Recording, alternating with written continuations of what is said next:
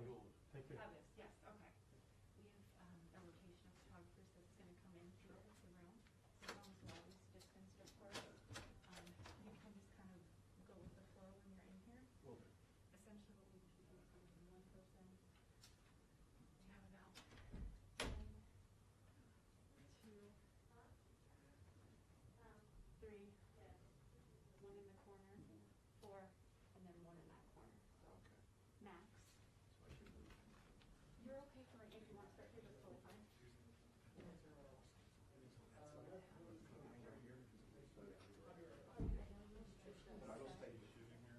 Yeah, he's set. You get it figured out? Well, She's getting you. I think she's found a couple. I'm just trying to figure out where that spot is. Wherever you want. Just Yeah, I don't usually care. we do one right around here. 1, 2, 3. These guys get perfect. I'll fall there. Wherever you need to be there, that's fine. I don't know where it's going to be. I'm going to move around. Okay.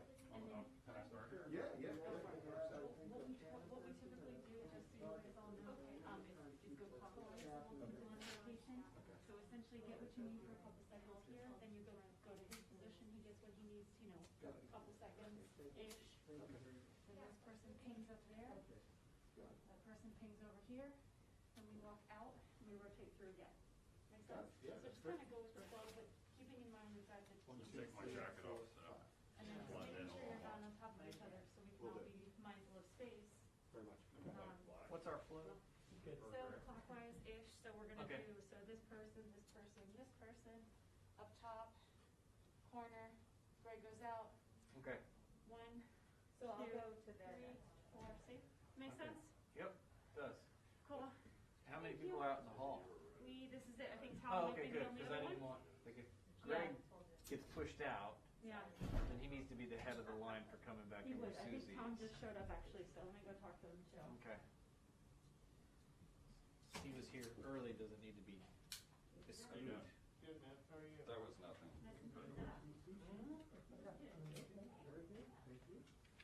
In fact, this is actually on its way to the shop. This one has issues. So, I have a. How are we, man? Good, likewise. See that? Little throwback campaign trail. I know, right? That's not supposed to move. Oh, yeah. Do that. Yeah, that slide, Susie. Yeah, I just realized that, because Did you? I went to leave. Try grabbing one of the books. You'll Are see. you the tax reporter from Bloomberg today? Yeah, Jameson's off all week, so. Okay. Well, hell of a time for her to be off. Yeah. It's huge. What? Oh, the millionaire side? Yeah. Huge for some people. It'll be front page on Bloomberg.com, I guarantee you. Oh, we did the thing with the press release. You already got, the terminal users, the irate billionaires. I remember there was no story about taxing the rich that didn't get front page play that I wrote in my time. Thank you very much. So we'll give you all about four minutes or so in the first rotation. So press photographer is about 4 minutes for the first rotation through, and then we've got 2 others that are going to rotate through. Okay. So 4, 4, 4, so on and so forth. Well, 4 total. What? 4 minutes total. So a minute or so there, a Oh. minute or so there. Okay. See what I'm saying? I We'll do. just keep going throughout the entire duration. I do. Since we have others in the hallway Distracting that at are all. waiting. That's why I have remotes up. Tom Owens is there and Graham Sloan. So, It won't be distracting at all. and you guys can go right back through again, so, as per usual. Thank you. Thanks. Just like the subway. That was a nice basketball issue for your team. Huge. 5 in a row. Hopefully off the bubble now.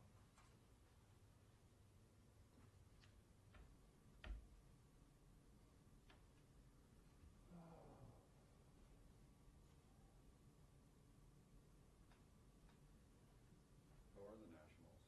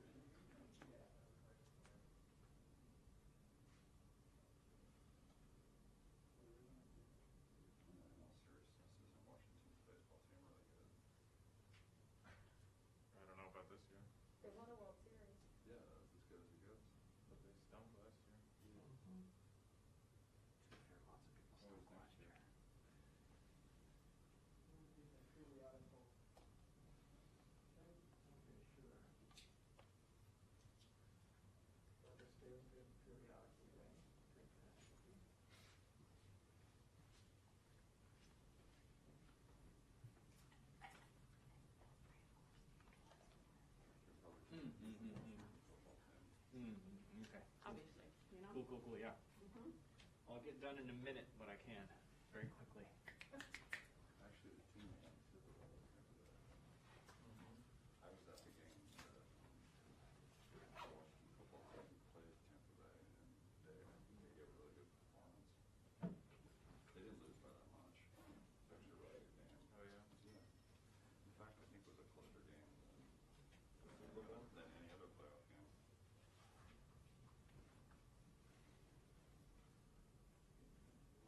What was the Super Bowl? Like the slaughter? Yeah. It was pretty unwatchable. It was the worst Super Bowl. I didn't watch it. Should have just been an email. Worst Super Bowl. Tampa Bay 30, Kansas City 10, worst Super Bowl. Vomitous halftime show.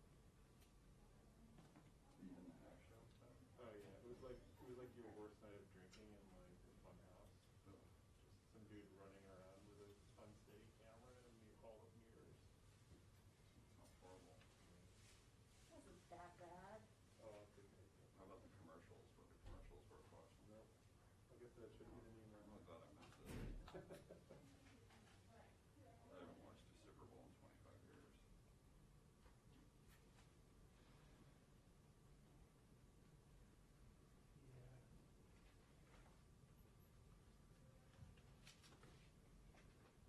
Better late. What does that mean for taxes?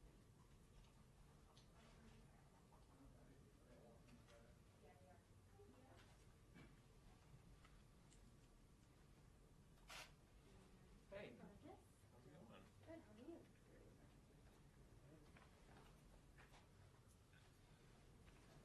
When's the last time I saw you with me? I don't know, I was thinking the same. Well, 18 months or something? Yeah.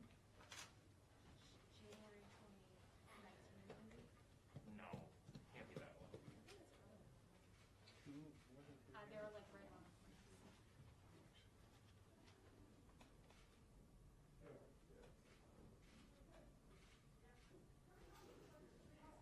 Oh right, you're the real high food guy. I forgot. Yeah.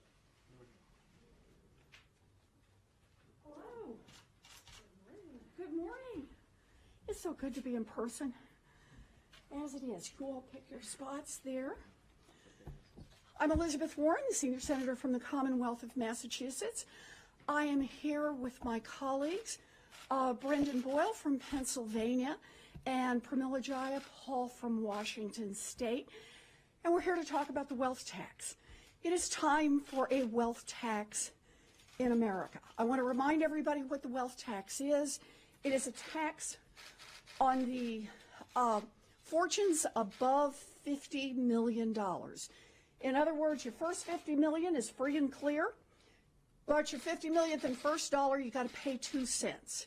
And 2 cents on every dollar after that until you hit $1 billion.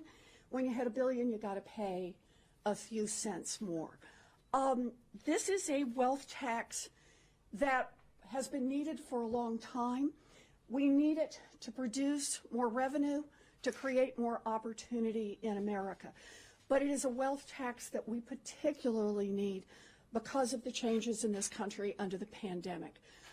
We have watched the wealth of the billionaire class in America increase by more than $1 trillion over the last year. A 2-cent wealth tax would just help level the playing field a little bit and create the kind of revenue that would let us build back better, as Joe Biden says, would let us make the investments in our children, investments in infrastructure, investments in a clean economy, investments in America's future. So I'm delighted to be here today to roll this out and to take questions. But first, we want to hear from Congressman Boyle, and let me put my mask back on. I'll yield too. Congresswoman Jayapal. Thank you so much, Senator. So grateful for your tremendous leadership on this for quite some time now. And to my colleague in the House, we're thrilled to be working on this in partnership with the Senator. This is a moment where I think structural inequality and inequity has really been laid bare during this pandemic and this economic crisis. It is a moment where 1 in 7 families don't have enough to eat. More than 8 million people have been pushed into poverty Nearly 1 million new people every week are filing unemployment claims, and that's on top of the more than 75 million who have lost their jobs. This historic loss of jobs has also led to a historic loss of health care, and all of this has happened as we've surpassed 512,000 deaths due to COVID. But as working families have struggled and as their savings have dried up and food banks have been overwhelmed, as the senator said, the rich have only gotten richer. U.S. billionaires have become $1.3 trillion richer since COVID began. That is a 44% jump in their wealth just since March. And it's not just a few billionaires getting wealthier. There have been 46 new billionaires created during this pandemic. Now, today, the richest 1% own 35% of the nation's wealth, and the richest 0.1%, that's 0.1%, own more than 18% of America's wealth. And then just compare that to the entire bottom half of Americans owning just 1.5% of wealth. So in the simplest terms, there are the richest 130,000 families in America who hold nearly as much wealth as the bottom 117 million families combined. Now, I want to just spend a minute on Black and brown and Indigenous families and the racial wealth gap, because this is really critical. It's particularly staggering when you look at racial inequality as related to wealth. White families have an average wealth that is more than 14 times as much as Black families and 8 times as much as Latinx families. And in fact, the 400 richest Americans own more wealth than all Black households and a quarter of Latino households combined. That's happening as 1 in 3 Black and Latinx families have 0 or negative wealth. And for Asian Americans, a group that is way too little studied, and there's way too little information here, income and wealth distribution inequality has gone from being one of the most equal to actually one of the most unequal among major racial groups in the United States. Now, this is no accident. Our history is that much of the wealth of white families was accumulated at the expense of Black, brown, and Indigenous families, from legalized slavery to redlining. And the extreme inequality and concentration of wealth and racial inequity is baked into our tax system because we only tax income and wages and not wealth that has been amassed through business or equity or real estate, fine arts. And then we pass it down through inheritances, remaining free of taxes for the most part the whole time. So it's a wealth inequality level that no other leading country in the world has seen. Our legislation, as the senator said, finally helps just level the playing field and ensures that the wealthiest begin to pay their fair share. And it does so all the while investing trillions of dollars into our communities.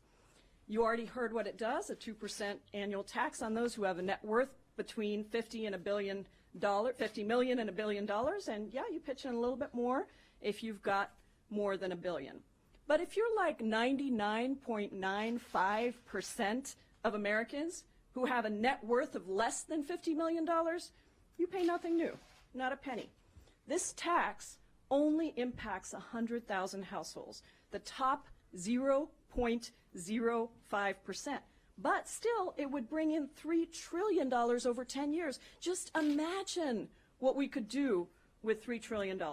That's COVID relief, it's healthcare, it's infrastructure, education, a transition to renewable energy and affordable housing, all the while reducing that racial wealth gap. And that's why the majority of Americans support an ultra-millionaire tax.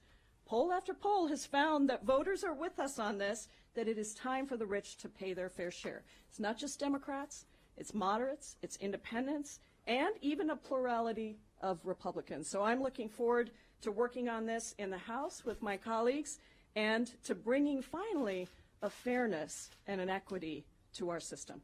Thank you, and I yield now to the great gentleman from the state of Pennsylvania, Mr. Boyle. Well, thank you. I'm Congressman Brendan Boyle, as Pramila mentioned, from Commonwealth of Pennsylvania, also a member of the Ways and Means Committee and Vice Chair of the Committee on the Budget. I want to thank Senator Warren and my colleague in the House, Representative Jayapal. It's great to be, I'm just very excited to be working with them on this concept. As some of you know who might cover tax issues, I've been working on, and my staff and I working on this concept for the last couple of years now, and really believe in working with these two outstanding legislators that the time is right. What we're talking about here today is bigger than just one piece of legislation. It goes to the heart of the American dream itself. I was raised in a household that believed in the American dream almost like it was our religion. My father came to America when he was 19, spent the next 50 years working blue-collar jobs because he believed in the American dream. And I tell you this, the hyper-concentration of wealth among the top 0.1% is a mortal threat to the American dream. Consider that in the last generation, while the share of the wealth owned by the very top has tripled, the size of the great American middle class has shrunk, and it has shrunk, according to Pew, considerably. This is the first generation, mine is the first generation in American history that can say they have seen the decline of the size of the American middle class. As Elizabeth was recently reminding me when we were speaking, an American born around the same time as my father had a 90% chance to make more than his parents did, while an American born around the same time I was has about a 50-50 chance. That's not consistent with the American dream. The unprecedented spike in wealth among a tiny sliver of the population is stifling both opportunity and social mobility. So the wealth tax is both a fair and necessary step to begin to address this existential challenge. Now let me address two criticisms I've heard from the outset. First, there are those who will say this is socialism or communism or God knows what else they'll come up with. Well, they said the same exact thing about Franklin Roosevelt's proposals in the 1930s. They were wrong then, and they were wrong now. Franklin Roosevelt wasn't a socialist. He saved capitalism in the United States. And this proposal is offered very much in that same spirit. Second, there are those who say, I've even seen it as recently as this morning, there are those who say that this tax is both unprecedented and unconstitutional. The reality is this concept is not new and is perfectly legal. In fact, I standing here will tell you, I already pay a form of a wealth tax. And I'm not a millionaire, far from it, as my wife will tell you. Many of you probably pay that same wealth tax. It's called the property tax. That's a tax on an asset you owned. The only difference between that concept and ours is twofold. First, we're saying that it's all of your assets cumulatively that in excess are more than $50 million before it kicks in. So that is the two differences. First is that it's cumulative. We're looking at all the assets. And then second, we are providing an exemption worth $50 million. So look, I have, and I've gotten this question today as well about what will happen next on this. I will tell you, I have no doubt, none whatsoever, that this is an idea, a concept, that will go very quickly from impossible to inevitable, because it is fair and it is right, and it goes to the very heart of what this country stands for. Thank you. Super. Good. So we'll take questions. How about if we start with any questions around the wealth tax, and then if you've got other questions, we'll stay for those. Sure. First question, Senator Warren, do you believe this wealth tax should go in the second reconciliation bill, and if so, when do you think that should come up? Look, I'd be delighted to see us move forward with the wealth tax at any point. It's something we need in America, and that's why we're out here today. We're putting it out so everyone can see it and start to talk about it. It's got a lot of details in how it works. It's got things like what the rate will be for monitoring the income and checking out each of the billionaires that are subject to it and the ultra-millionaires. But we want to put it out there so people can start to consider it and put it in a package. We need to move forward on this.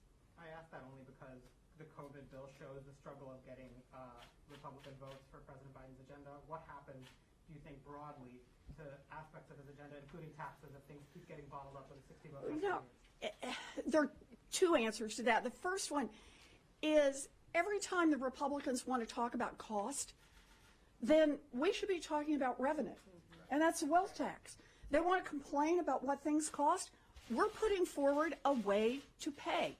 This is a way to make sure that we are being fiscally responsible going forward. And the second is you raise the question of the filibuster. Look, we can't give Mitch McConnell and the Republicans a veto over the work that needs to be done in America.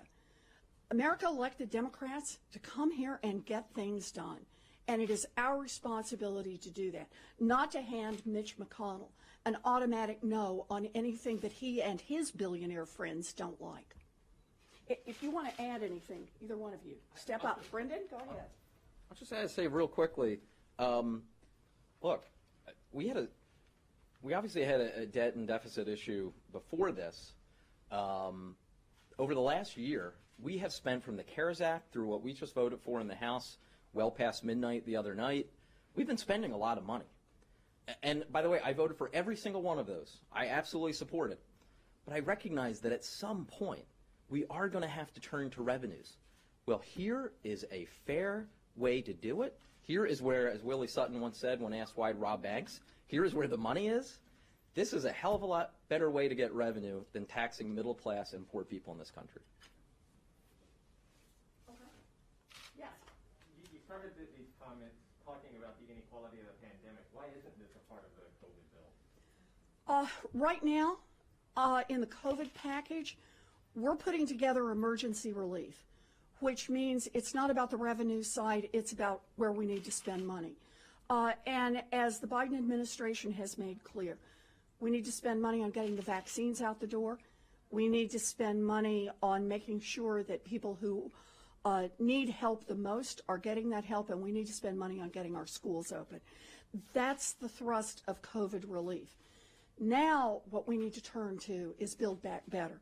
We need to turn to infrastructure, child care, pre-K, college.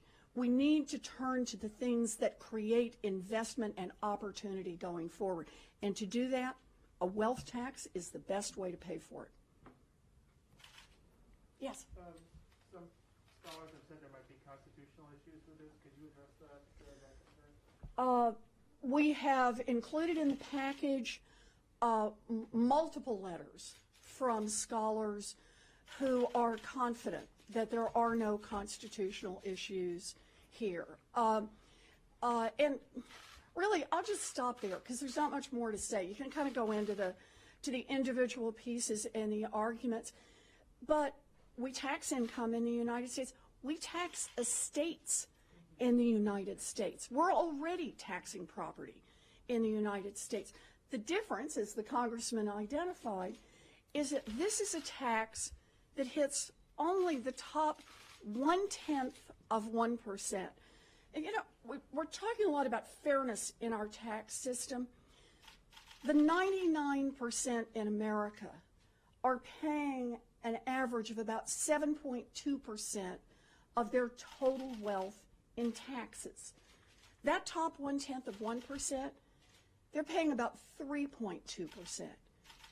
Adding 2 cents in a wealth tax means they're still getting a great deal, but it's time for them to pay a fair share. And I am completely confident that this is a constitutionally responsible way to do it.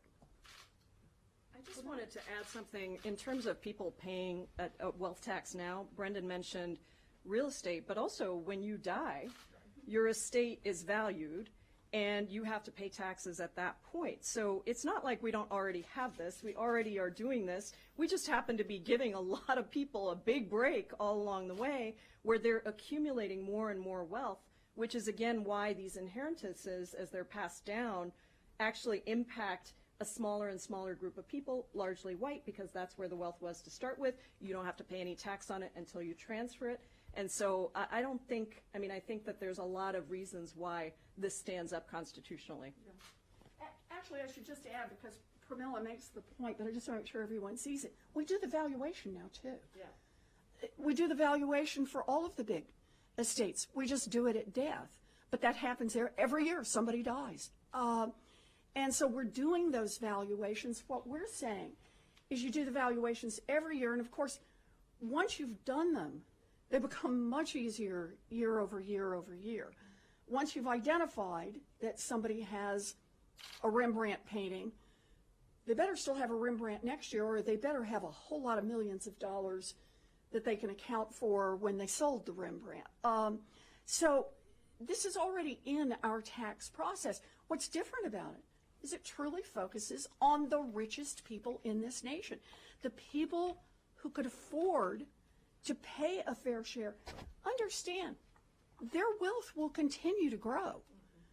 You know, during the pandemic, they have increased, the billionaires have increased, the billionaires have increased their wealth by $1.3 trillion. But they've been growing their wealth for years now at 6%, 8%, 10%, 12%. They have their own money managers, their own people who manage these great fortunes.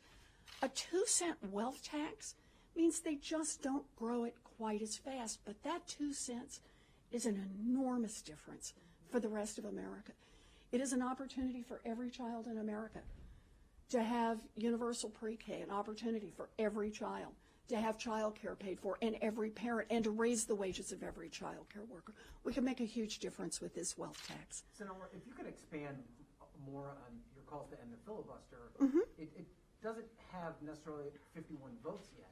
Do you anticipate that as time goes on and you have other proposals from the Biden agenda that might be stymied by the lack of having 60 votes, do you anticipate that more of your colleagues will join you in calls to end the filibuster? Because that seems to have been a roadblock for Democrats for some time. So look, the filibuster is something that gives Mitch McConnell a veto, and that has to stop. We watched him use it during the Obama administration, and he is already using it now during the Biden administration. We weren't elected to come here and be a debating society that gives Mitch McConnell a veto on every single piece of legislation that is needed to help American families. I believe that as we talk about the pieces that we're trying to move forward, whether it's the minimum wage, whether it's protecting the vote across America, whether it's anti-corruption, whether it's universal child care and universal college for all of our kids, that more and more people will see what Mitch McConnell is trying to do. More people will see it across the nation, and more people will see it in the Senate. I believe we need to get rid of the filibuster now. So if I can follow up Please, on that, of course. then do you agree with some of your House colleagues that the Vice President should overrule the parliamentarian when it comes to the inclusion of minimum wage in the COVID relief package? I agree, but understand, the only reason that we're in this mess is because of the filibuster. If we would get rid of the filibuster, then we wouldn't have to keep trying to force the camel through the eye of a needle. Instead, we would do what the majority of Americans want us to do. And in this particular case, that's raise the minimum wage. So do you think the President should encourage the Vice President to take that action then in the short term? I think we should get rid of the filibuster. Yes, I think this is a short-term solution, but the real solution is get rid of the filibuster. And just to be clear, Please, Pramila. just to be clear, as chair of the Progressive Caucus and Brendan as a member, we have said the same thing, that there are really two choices here, because we are in a place where we have to deliver on the many promises we've made, passing H.R. 1, passing the John Lewis Voting Rights Act, passing a $15 minimum wage. All of these things are actually bipartisan across the country. And so we have two choices here. We either, well, I guess we have a third, which is to give Mitch McConnell the override, the veto power for everything that Democrats have promised and want to do. But the other is we can include it in reconciliation, and overruling the parliamentarian is not unprecedented. Hubert Humphrey did it in 1967 and 1969. Rockefeller did it in 1975. But if we're not going to do that, then the other path is the filibuster, and Elizabeth is right. This is all because of the way the rules were set up. And frankly, the filibuster was set up to really strengthen the power of Southern segregationists, and that is the history of the filibuster. So we should be very clear that I believe President Biden wants to do everything he can to address racial inequity in this country and inequality. And if we are going to deliver on those promises, we will have to reform the filibuster. Yes, and to follow up on that question, did the parliamentarian's decision sort of gives you one issue that you can peg ending the filibuster to, as opposed to, you know, maybe in the abstract, you know, the entire agenda. Right? Is there a strategy or conversations to maybe just peg this conversation? I don't want a strategy. I want us to get rid of the filibuster because it is too costly to America. The piece in front of us right now is the minimum wage. But the piece that's coming up is the Voting Rights Act. And the piece after that is immigration reform. And another piece is universal child care. The infrastructure package is very different if the Republicans get a veto at every turn through that process. So if we want to deliver on our promises, we've got to be willing to get out there and fight for it. And that starts with getting rid of the filibuster. Brendan, you want to add something? Just add something real quick, because this has been a pet peeve of mine for a long time, and I have the opportunity. There's one advantage of having a Philadelphian up on this stage. This very issue was debated at the Constitutional Convention in Philadelphia. They considered the idea, if you read the Federalist Papers in two different sightings, Hamilton and Madison talk about this, they considered the concept of a supermajority, and they rejected it. So people who argue, I was on a TV show and the person brought this up, oh, well, you know, you're going against the way it's always been, our founding fathers. Nonsense. That is complete garbage. That is bad history. The fact of the matter is our nation's founders were quite smart. They were not perfect, but they were wise. They considered the supermajority requirement, which is what the filibuster is. They considered a supermajority requirement in the upper chamber, and they rejected it. And they rejected it for exactly what we're seeing now, almost a quarter of a millennium later. Yes. Going off of that, though, respectfully, you have two Democratic colleagues of yours, Senator Manchin and Senator Sinema, who have also said that they don't support ending the filibuster, and they've been against raising the minimum wage in this provision to $15 an hour as well. So, you know, are you worried about pushing progressive policies through when you have opposition within your own party and there's this division between progressives and moderates? Look, I know that everyone likes to talk about the divisions within our party, but what brings us to Washington as Democrats is that we're trying to make this government work for working people. I believe all of us are in favor of raising the minimum wage. I believe all of us are in favor of better support for our children and more housing opportunities, more investment in infrastructure. Now, there are going to be ways that we're going to have to negotiate with each other on those, but the key is that we are here to get things done. And the more that Mitch McConnell blocks, then I believe the case gets stronger and stronger for filibuster reform. Just one more? All righty.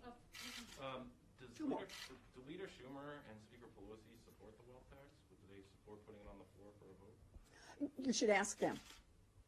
You're on the leadership team. Yeah, yeah. Do you have any? I don't want to speak for them, but I do want you to know they know about this, and we have spoken about this. But you should. I shouldn't speak for someone else. Follow up on minimum Sure. wage. Are the members here prepared to vote against the stimulus bill if it doesn't have minimum wage? Are you making that with this correct? Go ahead.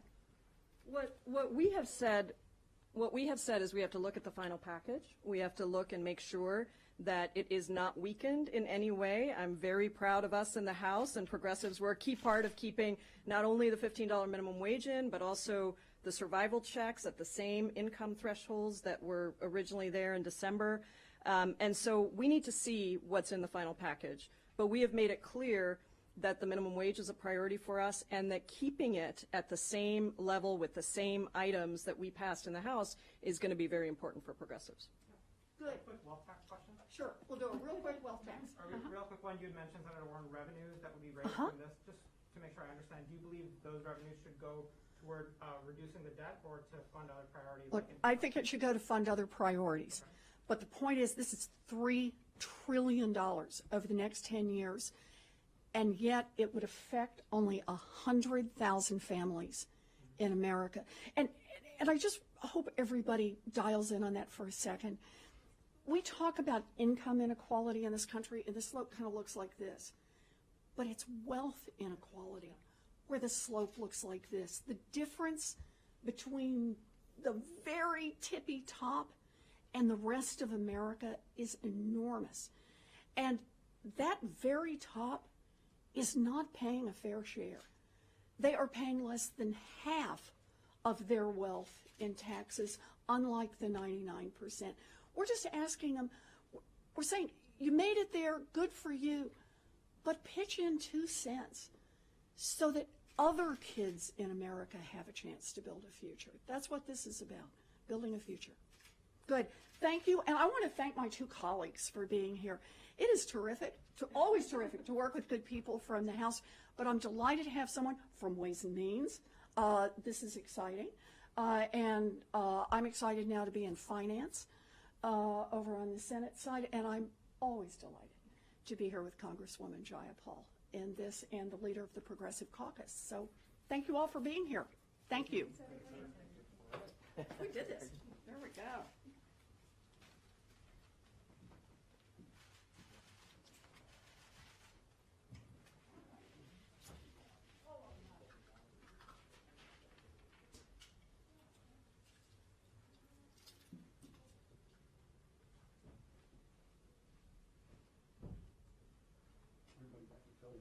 Thank you, Rick. Oh, awesome. See you later. For watching. Perfect. Have a good one. Yeah, you too.